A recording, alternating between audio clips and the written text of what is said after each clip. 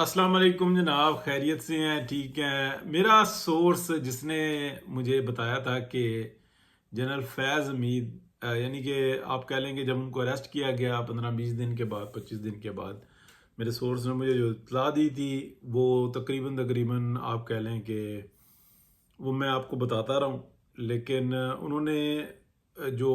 بتایا تھا وہ یہ بتایا تھا کہ جو جنرل صاحب ہیں وہ پہلے 2 دن 3 دن یا 2 دن وہ کافی گھبرائے ہوئے تھے، اس کے بعد پھر وہ بالکل ایزی ہو گئے تھے۔ انہوں نے ایک نئی اسٹریٹجی بنا لی تھی، اس میں انہوں نے ہر چیز کو ایڈمٹ کیا تھا، طوطے کی طرح سے بولے تھے، ہاں اس میں ایڈ کر دیتے تھے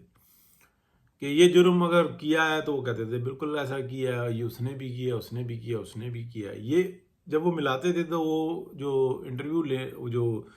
انویسٹیگیشن کرنے والے ہوتے تھے وہ پابند تھے کہ لکھیں، جو وہ کہہ رہے ہیں وہ لکھیں، بتائیں، یہ ریکارڈ بھی ہو رہا ہوتا۔ تو کیا کہتے ہیں اس میں بہت سارے لوگوں کو بیچ میں گھسیٹتے تھے، تو میں نے جو تھا نا اس بنا پر یہ بار بار بات کرتا تھا کہ جو بھی سزا ہوگی یا نہیں ہوگی یا اس کو لٹکایا جائے گا، یہ کبھی بھی ہائی کورٹ میں یا سپریم کورٹ میں یہ معاملہ نہیں آئے گا، کیونکہ اگر وہاں پہ آئے گا نا تو پھر پھنسیں گے، پھر یہ اوروں کو بھی گھسیٹیں گے۔ تو ابھی جو سزا سنائی گئی ہے، جو میں دیکھ رہا ہوں، جو ابھی تک معلومات ہی آ رہی ہیں، آن میڈیا آ رہی ہیں کہ 14 سال قید با مشقت، تو یہ تو بہت گھنونی سزا، یہ تو موت سے بھی بدتر ہے اگر یہ برقرار رہتی ہے۔ تو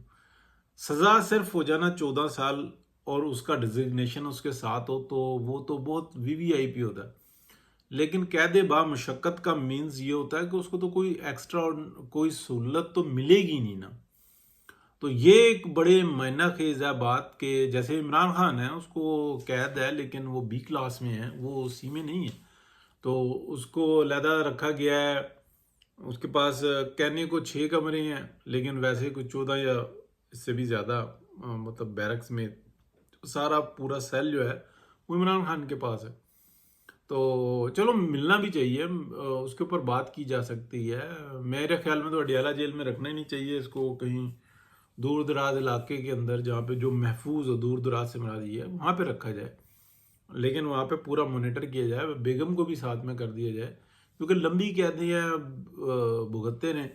اور قید تنہائی نہیں ہونی چاہیے، بلکہ بیگم اور یہ وہ خود روٹی پکائیں، خود ہی سب کچھ کرتے پھریں، عبادت کریں، جو بھی کرنا ہے،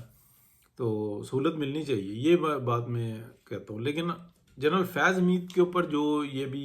آیا ہے، یہ بھی فیصلہ جس ٹائم میں سامنے آئے گا کھل کے، ابھی تک سزائیں یعنی کہ انیشیل رپورٹس آئی ہیں، تو یہ بڑا معنی خیز ہے۔ قید با مشقت جو ہے نا، یہ اگر واقعی میں قید با مشقت ہے اور اگر ان کی اپیل میں جا کے ان کو سہولیات نہیں دی جاتی تو پھر بڑا معنی خیز ہے۔ ایک بات، دوسری بات یہ ہے کہ یہ کچھ حصے کا فیصلہ آیا کیس کے،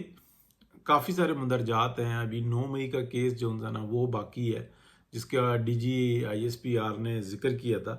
یہ 9 مئی کے کیس سے جو ہے نا متعلق یہ فیصلہ نہیں آیا، یہ فیصلہ آیا ہے ان کی کرپشن اور ان کی جو آپ کہہ لیں کہ جو انہوں نے طاقت کا غلط استعمال کیا، اس کے اوپر یہ فیصلہ آیا۔ اب دیکھتے ہیں آگے یہ کیا صورتحال بنتی ہے، انٹرسٹنگ ہے۔ دوسری جانب جو ہے نا، جو پاکستان کا جو میڈیا ہے نا، وہ اب بہت زیادہ جو ہے نا وہ متنازع ہو رہا ہے، اتنی زیادہ نیگیٹیوٹی وہ پھیلا رہے ہیں کہ ایسا لگتا ہے کہ یہ کوئی بیرونی ایجنڈا ہے جس کے اوپر یہ میڈیا جو ہے نا وہ چڑھ دوڑا دوبارہ، اور پاکستان کے جیسے ہی معاشی حالات بہتر ہونے لگتے ہیں تو PTI سرگرم ہوتی ہے، پھر میڈیا اس کو فالو اپ دیتا ہے، صبح سے لے کے شام تک بانی بانی بانی، پانی پھینک دیا، یوں کر دیا، یوں کر دیا، یوں کر دیا۔ اس ملک کے اندر کوئی کام نہیں ہے، کسی علاقے کے کوئی پرابلمز نہیں ہے، کسی علاقے کی کوئی اچھی خبر ہی نہیں ہے، کوئی ایسی اچھی بات نہیں ہے جس کو بتایا جا سکے۔ وہ جی فوج سخت ہو گئی ہے، ڈنڈا سخت کر دیا ہے، ماریں گے، لوٹیں گے، گھسیٹیں گے، ہائیبرڈ پروگرام چل گیا، حکومت بھی ڈری ہوئی ہے، وزیر اعظم کی کوئی عزت نہیں، جو کچھ ہے آرمی اسٹیبلشمنٹ ہے، یہ ایک سیل دیتا ہے، دوسرا جو ہے نا وہ بتاتا ہے بانی بانی بانی بانی۔ تو اس کے اندر نا پاکستان کی عوام کی توجہ گئی ہے، اور یہ بہت جو ہے نا لمحہ فکریہ بن گیا ہے کہ پاکستان کا میڈیا چاہتا کیا ہے۔ یعنی کہ معیشت کی بحالی کے لیے ماحول کا سازگار ہونا انتہائی لازمی ہے. لیکن یہاں پر اگر آپ دیکھیں تو پورے نظام کو جو ہے نا پاکستان کے میڈیا نے الٹ کے رکھا ہوا ہے. مئی میں جو جنگ ہوئی تھی آپ دیکھ لیں کہ 4 دن کی جنگ میں تو بہت اچھا کردار تھا، لیکن 5ویں دن ان کا کردار وہی نیگیٹو شروع ہو گیا تھا. تو افسوس کی بات بھی ہے اور خوشی کی بات بھی ہے کہ پاکستان کی عوام جو سی ہے نا وہ جان رہی ہے. فیض حمید کے اوپر بات ختم کرتے ہیں جی. ابھی تک انیشیلی سزا کی اناؤنسمنٹ سامنے آئی ہے. کیس کیا ہے، کیس کا فیصلہ کیا ہے، کیا بولا، کیا وہ پبلک کے سامنے آئے گا تو اصل صورتحال پتہ لگے گی. لیکن اگر یہ کچھ دن کے بعد ہمیں پتہ لگتا ہے کہ اپیل میں جا کے معافی،